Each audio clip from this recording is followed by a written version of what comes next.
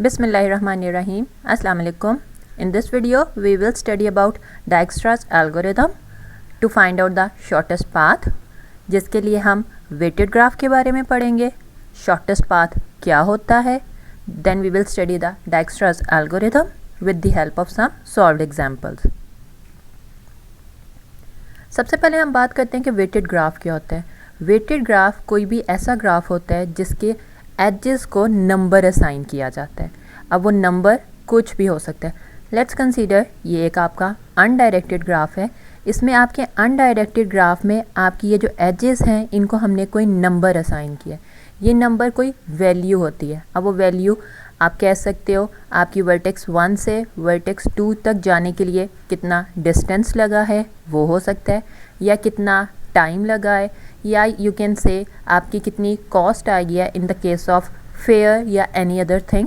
तो हम यहाँ पे कहते हैं कि आपका वेट है, that is the cost of your that particular age. अब ये हम वेट जो है डायरेक्टेड एंड अनडायरेक्टेड ग्राफ दोनों को असाइन करते हैं.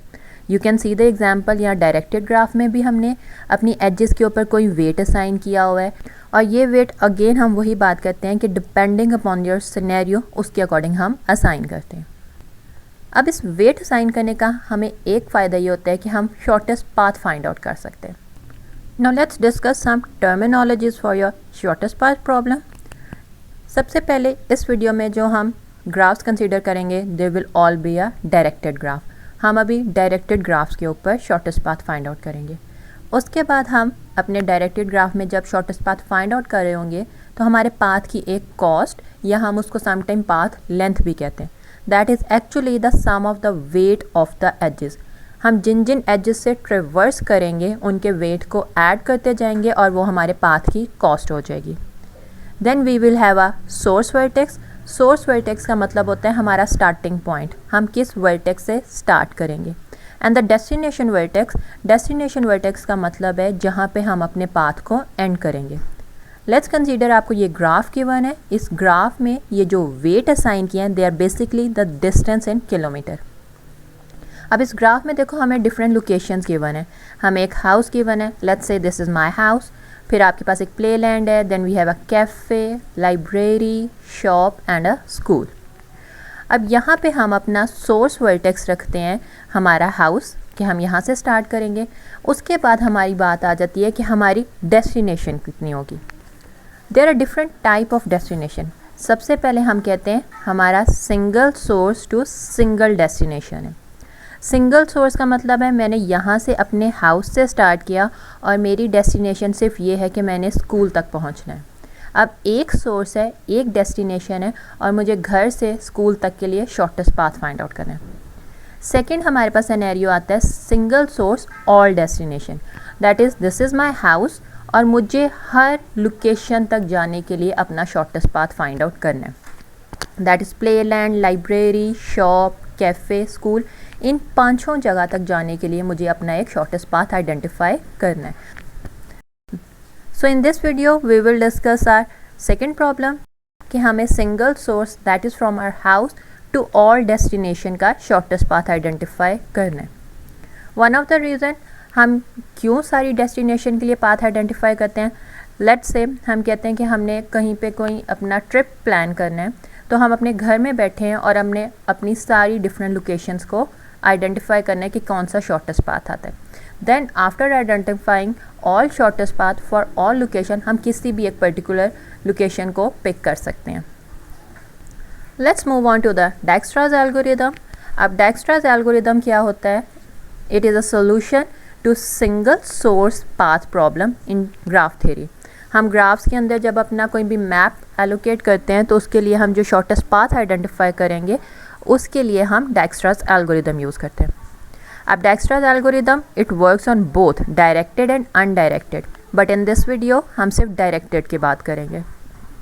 और हमारी सेकेंड कंडीशन ये होती है वी ट्राई कि हमारे वेट्स आर नॉन नेगेटिव. कभी भी नेगेटिव वेट्स प्रेफर्ड नहीं होते. देन हम कहते हैं जब आप एल्गोरिदम अप्लाई कर रहे होते हो आपको पता है हमारा कुछ इनपुट होते हैं और हमारा एक आउटपुट होता है.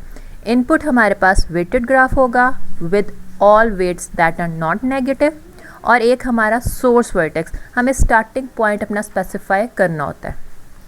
आफ्टर दीज इनपुट्स हमारा आउटपुट आता है. Output will be the shortest path from the given source to all other vertices. Starting point एक होगा और बाकी सब वर्टिसेस तक जो शॉर्टेस्ट पाथ आएगा that will be your output. Okay जी, now let's solve the problem to find a shortest path from a source vertex to all other vertices in the graph. हम अपने इसी ग्राफ को consider करते हैं जहाँ पे हमने कहा था कि जो एजेस के ऊपर वेट हैं they are basically your distance in kilometre. अब हम इस ग्राफ को कन्वर्ट कर लेते हैं in the terminologies of your vertices and edges. So हमने ये वाला ग्राफ बना लिया. अब इस ग्राफ को हम सॉल्व करेंगे with the help of Dijkstra's algorithm. हमारा सबसे पहला स्टेप ये आता है, हमें अपने वर्टिसेस को इनिशियलाइज करना होता है. इनिशियलाइज का मतलब है उन्हें कोई ना कोई वैल्यू स्पेसिफाई करोगे टू योर वर्टिसेस. हम अपने सोर्स वर्टेक्स को वैल्यू असाइन करते हैं 0. सो लेट्स से मेरे इस ग्राफ में माय सोर्स वर्टेक्स इज 1. तो मैंने इसको वैल्यू असाइन कर दी कि अभी यहाँ आपकी कॉस्ट 0 है, कि आप अपने घर में हो, आपने कोई डिस्टेंस कवर नहीं किया, सो डिस्टेंस इज 0. इसके बाद हम अब अपनी बाकी सारी वर्टिसेस को कॉस्ट इन्फिनिटी असाइन कर देते हैं. As we do not know the distance वहाँ तक कितना होगा, तो हम कहते हैं वो इन्फिनिटी है. हम अपनी सब वर्टिसेस को कॉस्ट असाइन कर दी. और इसके बाद हमारा सेकेंड स्टेप आता है, हमें एक ऐसी वर्टेक्स सेलेक्ट करनी होती है जिसकी कॉस्ट मिनिमम होती है.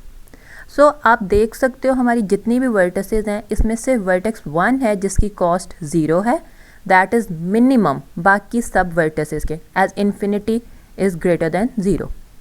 सो हम अपनी वर्टेक्स 1 को चूज़ कर लेंगे और हम अब वर्टेक्स 1 से काम स्टार्ट करेंगे. हमने वर्टेक्स 1 पिक कर ली.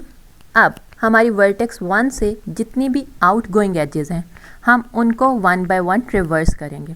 सबसे पहले हमने इस एज को किया.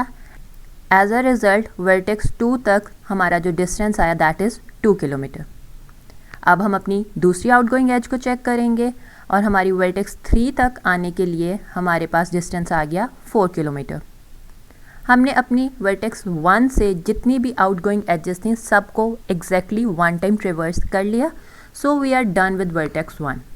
अब हम दोबारा अपनी वर्टेक्स 1 पे नहीं आएंगे. अब हम अपनी किसी नेक्स्ट वर्टेक्स पे मूव करेंगे. सो अप टिल नाउ हमारे पास ये वाला डिस्टेंस आ चुका था. वर्टेक्स 1 पे 0 कॉस्ट है, वर्टेक्स 2 पे 2 एंड वर्टेक्स 3 पे cost is 4. Now we will select the next vertex. और वो वर्टेक्स हम कैसे सेलेक्ट करते हैं, आप आइडेंटिफाई करो जिस भी वर्टेक्स की कॉस्ट मिनिमम है हम उसको पिक कर लेंगे. So as you can see हम वर्टेक्स 1 तो ऑलरेडी कवर कर चुके हैं, सो इसको दोबारा नहीं लेंगे.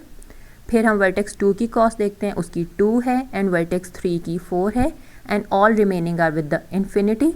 सो वर्टेक्स 2 की कॉस्ट सबसे मिनिमम है, दैट इज़ 2. हम वर्टेक्स 2 को पिक कर लेंगे. अब हम अपना सेम वही काम रिपीट करेंगे जो वर्टेक्स 1 पे किया था कि हम अपनी सारी आउटगोइंग एजेस को 1 टाइम ट्रेवर्स करेंगे. नाउ हम अपनी वर्टेक्स 2 की ये वाली एज पिक करते हैं. एज अ रिज़ल्ट क्या हुआ, मेरी वर्टेक्स 2 पे पहले कॉस्ट थी 2 कि मुझे यहाँ आने तक 2 किलोमीटर लगे. अब इस एज को अगर मैं ट्रेवर्स करूँगी तो मेरी कॉस्ट हो जाएगी 3. अब आप ये चेक करो, हमने वर्टेक्स 3 पे आने के लिए ऑलरेडी एक कॉस्ट लिखी हुई थी दैट इज़ 4. अब हमने चेक करना है या तो हम इस 4 को अपडेट करेंगे या इसको एज इट इज़ रहने देंगे. If my some is less then the already defined cost फिर हम अपडेट करेंगे. अगर वो उससे बड़ा या बराबर आएगा सम तो फिर हम अपडेट नहीं करते. सो यहाँ पे देखो मेरी कॉस्ट 3 आ रही है that is less than 4. So as a result मैं 4 को अपडेट कर दूँगी, कॉस्ट 3 लिख दूँगी. अब जब आप कॉस्ट अपडेट करोगे so we have to remove our previous edge. जो हम ये वाली एज कह रहे थे कि आपकी वर्टेक्स 3 पे आने के लिए हम ये वाली एज यूज़ कर लेंगे थे, अब हम इसको यूज़ नहीं करेंगे. तो क्या होगा, हमारी जो प्रीवियस एज थी वो रिमूव हो जाएगी. So our new edge will be this one कि अगर वर्टेक्स 3 पे आने हैं तो पहले 1 से 2 पे जाओ और 2 से 3 पे आओ तो आपका मिनिमम डिस्टेंस होगा दैट विल बी 3 किलोमीटर. अब हम अपनी बाकी एजेस को चेक करते हैं. मेरी ये वाली एज आई, so as a result cost will be 6 as 2 + 4 is 6। अब मेरी ये लास्ट एज रह गई, हम इसको चेक करेंगे। कॉस्ट मेरी 2 + 2 4 हो जाएगी। हमने अपडेट कर दिया क्योंकि 4 is less than infinity. So up till this point मेरे पास ये वाला ग्राफ आ गया कि मैंने अपनी वर्टेक्स 2 को भी स्पेसिफाई कर दिया, that is we are done with this one. हम दोबारा वर्टेक्स 2 को रिपीट नहीं करेंगे। अब मुझे अपनी बाकी रिमेनिंग वर्टिसेस में से नेक्स्ट पॉइंट पिक करना है। अगेन हम वही बात रिपीट करेंगे, आप वो वर्टेक्स पिक करोगे जिसकी कॉस्ट मिनिमम है। सो एक मेरे पास 3 है, ये 4 है, ये 6 है and infinity. Edge 3 is minimum, so हम वर्टेक्स 3 को पिक कर लेंगे। अब वर्टेक्स 3 की आउटगोइंग एजेस को चेक करो। As there is only one outgoing edge, अगर मैं इस एज को लेती हूँ तो मेरे पास कॉस्ट आ जाती है 3 + 3 that is 6। As 6 is greater than 4, इसका मतलब है हम अपडेट नहीं करेंगे, हम इस एज को चूज़ नहीं करेंगे। तो जब हमारी एज चूज़ नहीं होगी तो हमारा वही वाला रिमेनिंग ग्राफ रह जाएगा and we are done with vertex 3। Now repeating the same algorithm. अब वर्टेक्स 4, 5 एंड 6 में से उसको पिक करो जिसकी कॉस्ट मिनिमम है। एक कॉस्ट हमारे पास 4 है, this one is 6 and we have infinity, so हम वर्टेक्स 5 को पिक करेंगे विद द कॉस्ट 4। हमने वर्टेक्स 5 को पिक कर लिया। अब हम इसकी आउटगोइंग एजेस चेक करेंगे। आउटगोइंग एक मेरे पास ये वाली एज है, मेरे पास कॉस्ट आ जाएगी 4 + 3 that is 7, that is more than 6। इसका मतलब है हम अपडेट नहीं करेंगे और मैं न्यू वाली एज चूज़ नहीं करूँगी। इसके बाद इस एज को देखो, कॉस्ट आपकी हो जाएगी 4 + 2 6, कि मुझे वर्टेक्स 6 पे आने तक कॉस्ट 6 लग रही है। As 6 is less than infinity, हम अपडेट कर देंगे। अब हमारी वर्टेक्स 5 की सारी आउटगोइंग एजेस हो गई। We are done with vertex 5, उसको रिपीट नहीं करेंगे और जितनी हमारी न्यू एजेस हमने पिक की थी हम उनको हाईलाइट करते जा रहे हैं। अब हमारे पास सिर्फ 2 वर्टिसेस रह गई, 4 and 6। As you can see दोनों की कॉस्ट सेम है। जब कॉस्ट सेम आ जाती है सो इट्स आवर चॉइस कि आप अपनी मर्ज़ी से किसी भी एक को पिक कर लो। सो लेट्स से मैं वर्टेक्स 4 को पिक कर रही हूँ। मैंने वर्टेक्स 4 को पिक कर लिया। अब वर्टेक्स 4 को पिक करने के बाद we can see there is only one edge going outward, that is this one edge. अब मैं अगर इसी कॉस्ट देखूँ, 4 की कॉस्ट 6 थी, 6 + 2 8 हो गया। 8 is greater than 6. It means we will not update our path. So as a result हमने new edge को pick नहीं किया। Now we are left with only one vertex that is 6. अब हम इसको check करेंगे और जब आप देखो there is no edge going outward, so it means we are done with this vertex. हमने अपनी हर vertex को one by one pick किया और उसकी हर outgoing edge को one time traverse कर लिया। So our final graph will be this one. That is अगर आप वर्टेक्स 1 से 2 तक जाना चाहते हो, हम इस एज को पिक करेंगे और हमारे 2 किलोमीटर लगेंगे। If we want to go to vertex 3 from vertex that is from your home, तो हम पहले 1 से 2 पे जाएंगे और 2 से 3 पे। अगर मैं वर्टेक्स 4 पे जाना चाहती हूँ तो पहले मैं अपने वर्टेक्स 1 से 2 पे आऊँगी, then from 2 I will go to 4। Similarly, if I want to go to vertex 5, पहले आप 1 से 2 पे आओगे, then from 2 to 5 आओगे। And at last, if I want to go to vertex 6, तो हम 1 से 2, 2 से 5 and from 5 to 6 जाएंगे। So this will be your final graph, जिसमें हम अपने updated cost and selected edges को show कर देते हैं। Time for a practice question. You are given with this directed graph. Apply the Dijkstra's algorithm to find the shortest path. In this graph your source vertex will be vertex A. A से start करो और बाकी सब vertices तक shortest path identify करो। Take your time, solve it, then we will discuss the solution.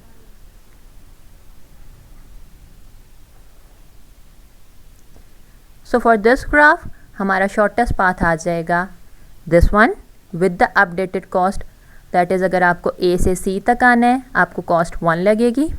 If I want to go to vertex B, पहले A से C पे आओगे, C से B पे जाओगे, cost will be 3. If I want to go to vertex D, मेरे पास cost will be 3, that is from A to C, C to D। At last अगर आप वर्टेक्स E पे जाना चाहते हो, पहले हम A से C पे आएंगे, C से B पे, and from B to E हमारी total cost will be 6। So that's all for today. If you have any query, you can ask in the comment section. Thanks for watching the video. If you like it, do share it with your friends and subscribe my channel.